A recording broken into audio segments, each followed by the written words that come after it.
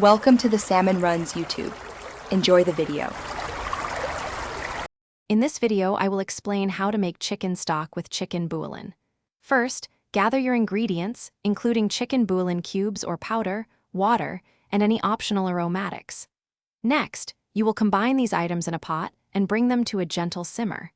This method is incredibly simple and yields a delicious, versatile stock perfect for many recipes. Let's get started on this easy culinary journey. To begin, you'll need your main ingredients. Grab about 1 to 2 tablespoons of chicken bouillon, either in powder or cube form, depending on your preference. You'll also need 4 cups of water. For added depth, consider half an onion and 2 celery stalks. Make sure you have a large pot and a stirring spoon ready to go. These simple items are all it takes to create a fantastic stock. Now, let's get cooking. Pour the 4 cups of water into your large pot. Add the 1 to 2 tablespoons of chicken bouillon.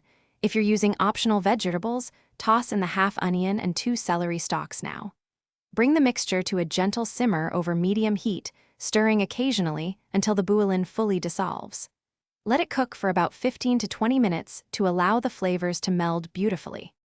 Once your stock is ready, carefully strain it to remove any solids, especially if you used vegetables. Allow the stock to cool completely before transferring it to storage containers. You can keep it in airtight containers in the refrigerator for up to 5 days. For longer storage, freeze the stock in 1-cup portions. It will last for several months, ready for your next culinary creation. Thanks for watching. Consider subscribing if we helped you.